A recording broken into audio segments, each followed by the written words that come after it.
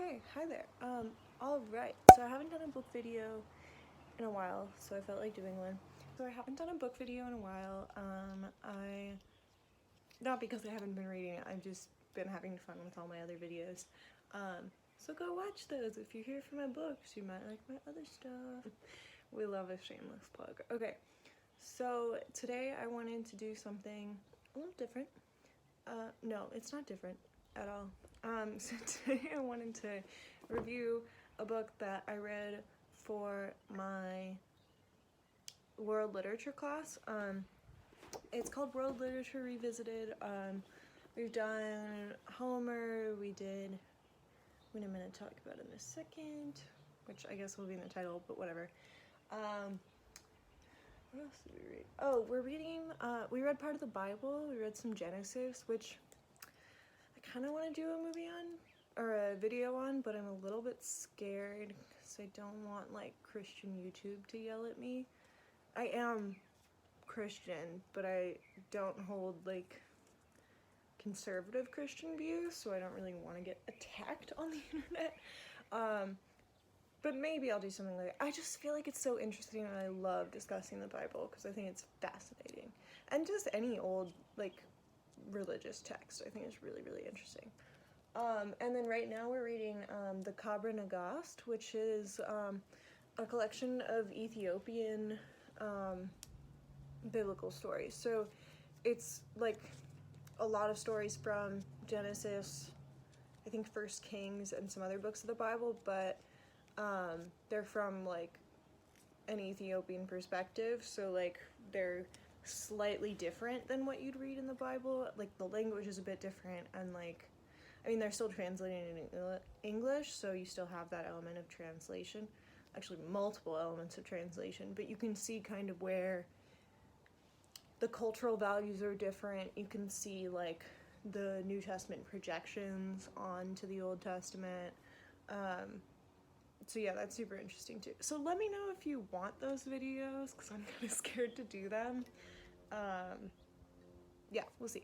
Okay, but today I'm going to talk about Sappho.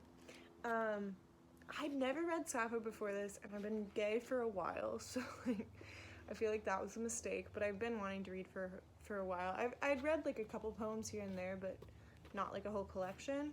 I also have my tea in my boob mug for today, because I thought it would be fitting.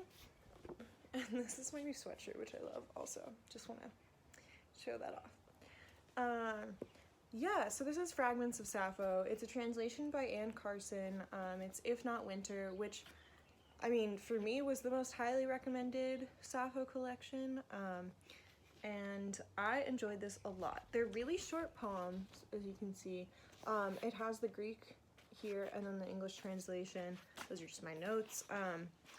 But what's really cool about Anne Carson's translation is she uses these brackets to denote when, my nails look so bad, when the fragments are separated. So like every bracket represents like where there's a break. So there's like lost text for every bracket. So you kind of get this interesting experience of noticing where pieces are missing and where they're not. So you can see some there. And then there are poems that don't have any. So I think it like really alters your reading experience and gives you more of an understanding of what it's like to read poetry as a translator, I think, also. And it's cool because then you start to imagine like what could be in those brackets, you know, like it's almost like negative space in art. I mean, my art history is showing, but yeah, you can see like the negative space, and I think it adds something really cool. So I'm glad that she did that. In terms of theme, a lot of this is about love. A lot of it is about the gods. And Sappho, which I didn't know before reading the foreword, but Sappho was a musician. She played, I think, the lyre and maybe other string instruments, but a lot of these are like very lyrical because of that, and there's a lot of thought that a lot of these poems would be sung. So I thought that was cool, and you see like sometimes there's like music mentioned. And for the class I'm taking, we only focused on a couple of the fragments, but I read all of them just because I felt like it, and I'm a nerd. But yeah, so if you haven't read Sappho, I highly recommend it. I'm very curious if anyone else has read it, if you have any thoughts on this. I definitely want to read more of her, if there's any more to be read. That's kind of my thing is, I guess, there's probably a lot of stuff that was lost, so I don't know how many other collections have poems that aren't in here. Although I guess it would be interesting to read a different translation too, and kind of compare those. Yeah, my World Lit class has really been interesting in terms of like comparing translations. It's kind of comparative literature also, which is definitely making me want to learn more about comparative literature. I think the idea of translation is really interesting, and the translator's job as like an interpreter and like a filter through which you're reading the material is really cool.